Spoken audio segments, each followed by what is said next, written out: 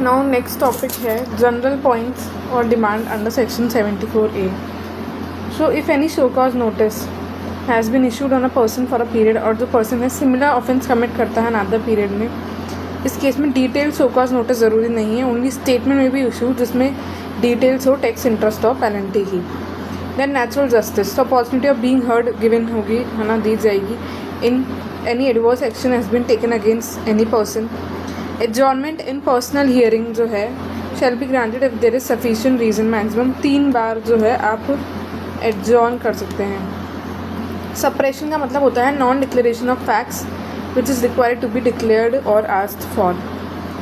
Then tax interest and penalty, so जो amount है of tax interest and penalty in an order can not exceed the amount जो कि show cause notice में है.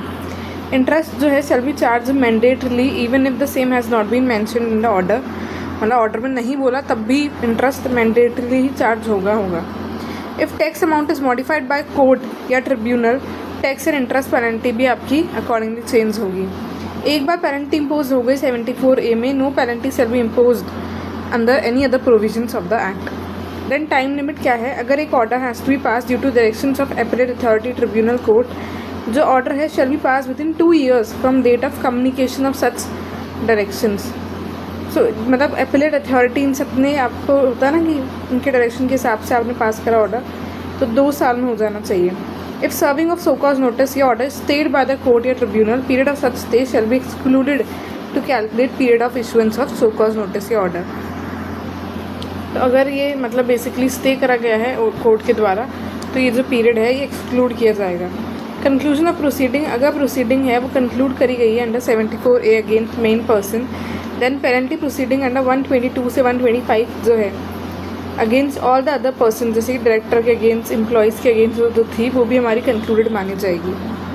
ना special points है related to self assess tax not paid या फिर amount collected as tax not paid to government. या तो खुद ने जो एसेस करा वो नहीं पे करा, या अमाउंट जो आपने कलेक्ट करा as tax not paid to government. Self assess tax क्या होता है. So if self assess tax has not been paid, no need to issue show cause notice, directly आप रिकवरी प्रोसीडिंग स्टार्ट कर सकते हैं. If any transaction is shown in GSTR 1 but tax has not been paid on such transaction in GSTR 3 भी, उसको हम मानेंगे कि self assess tax is not paid. Then amount collected as tax but not paid to government, आपने government के नाम पे collect कर लिया बट पे नहीं करा. सो एवरी पर्सन जिसने कलेक्ट करा है एनी अमाउंट, है ना, गवर्नमेंट के नाम पे, शैल पे द गवर्नमेंट इरिस्पेक्टिव, वो टैक्सेबल है सप्लाई नहीं. मान लो अपने एग्जाम्प्ट पे आपने कर दिया कलेक्ट, तो आप गवर्नमेंट को दो तब भी. If amount collected as tax but not paid, time limit to issue show cause notice shall be applicable, shall not be applicable, मतलब कभी भी आप शो कॉज नोटिस इशू कर सकते हैं. और जो ऑर्डर है within 1 year from date of issue of show cause notice आपको ऑर्डर पास करना है. नाउ इंटरेस्ट की कैलकुलेशन, अगर ट्रांजेक्शन टैक्सेबल है एंड जो टैक्स है कलेक्टेड है but not paid to government, so interest लगेगा from next day to due date of payment. So day next to due date of payment of tax. मान लो ये है हमारी डेट पेमेंट ऑफ टैक्स की, due date मान लो 21 मई है. 21 मई के अगले दिन 20 मई मतलब होता है ना, ड्यू डेट क्या होती है 20 में होती है, अगले महीने की 20 तारीख. सो 21 मई से आपका इंटरेस्ट लगेगा. और अगर ट्रांजेक्शन टैक्सेबल नहीं है, tax collected not paid to government, उसमें तो जिस दिन कलेक्ट करा तब से इंटरेस्ट लगेगा. Interest shall be applicable from collection date. Now recovery proceeding क्या होती है. PO जो है वो नोटिस सर्व करेगा of demand along with order जो कि पास करे गए हैं 73, 74A इन सब में, है ना. टैक्स पेयर जो है शैल पे the demand amount with in 3 months. तो ये जो ऑर्डर आया इसके 3 महीने के अंदर उसको पैसे देने हैं. तो 60 दिन है वो तो अलग है ही हमारा वो सब, तो ठीक है. 3 महीने के अंदर उसको पैसे देने हैं from date of order. If fail to pay within 3 months, recovery proceeding जो है वो इनिशिएट की जाएगी.